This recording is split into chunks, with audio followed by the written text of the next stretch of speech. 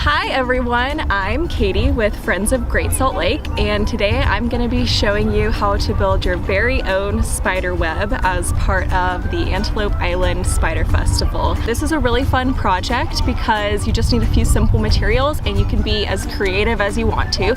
You can build a web inspired by your favorite spider or by a web you saw out in nature, or you can just freestyle your own design and make it really unique. To get started, we're going to gather our materials. We just need a few simple things. We're gonna start with our sticks. I'm gonna use 3 for this project, but you could try using more if you'd like to. They can be any size or shape or length, but it's probably gonna be easiest if they're roughly the same length and thickness. If you don't have sticks, you can also use other materials like chopsticks or a coffee stir stick or popsicle sticks, whatever you might have around the house. And the next thing we're gonna need is some yarn. We're gonna use white yarn in this video. You could use any color yarn you'd like to. If you don't have yarn, you could use anything else like ribbon or fishing line or dental floss or wire, again, whatever you might have handy. You're also going to need some scissors for the end when we're ready to trim our yarn to the correct length.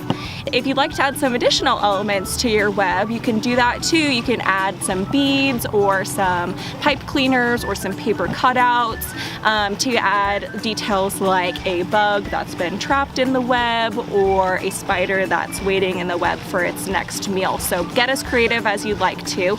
We're just going to keep it simple for this project. There are a lot of different types of spider webs. There are orb webs, funnel webs, sheet webs, something called a woolly web, and even a cobweb. All of those different shapes of webs spiders use to trap their prey in different ways. But today, the web I'm going to be showing you how to make is a traditional orb web, because one of my favorite Utah spiders, the western spotted orb weaver, which you can see all over Antelope Island, makes this kind of orb web. We're gonna start with our sticks, and our sticks are gonna represent the spokes of our web. And the spokes of a web are built using a spider's strong, non-sticky silk. Spiders can produce a lot of different types of silk to build their webs, and they build their spokes using a non-sticky, strong silk to give it structure. And then we're going to use our yarn to represent the sticky silk that spiders use to create the spiral of their web, and that's the part that actually traps the prey. So we're going to start with our sticks, and the first thing we need to do is assemble the center nice and tightly together. Wrap your yarn in between all of these pieces nice and tightly to make sure that your spokes are nice and stuck together before we get to weaving.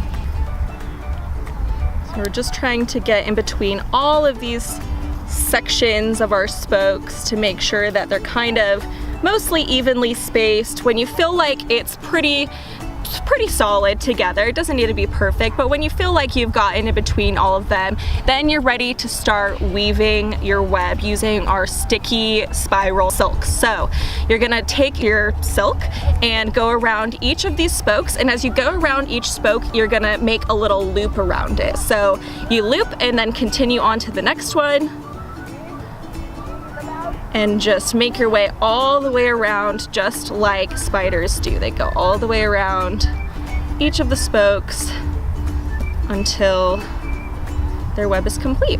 Even, oh, I had a little insect land right on there. Almost got stuck, almost got trapped for dinner.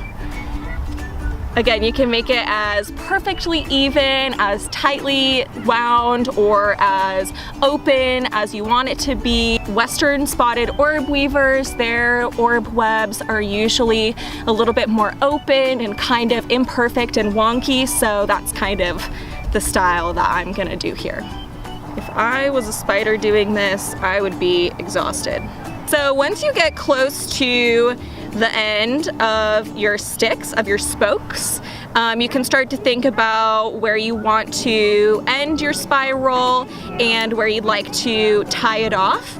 So to tie it off, you're just going to trim the end of your string, leave a little bit of extra length here, and then tie a knot around both the final spoke and the last piece of your spiral. So tie it with the yarn, but make sure it's around the spoke as well.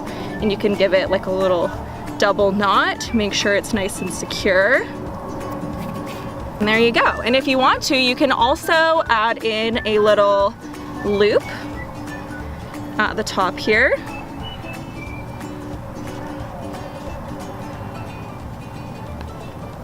So that you can hang it up somewhere, either on your fridge or in a window or from a tree, and you can remember all of the wonderful things that spiders do for our ecosystems every time you look at it. And maybe you'll even find some spiders who decide to make their own home within here. I hope that you enjoyed following along. We'd love to see if you try this project at home for yourself. Let us know if you have any questions, and we hope you have fun the rest of this Spider Fest week.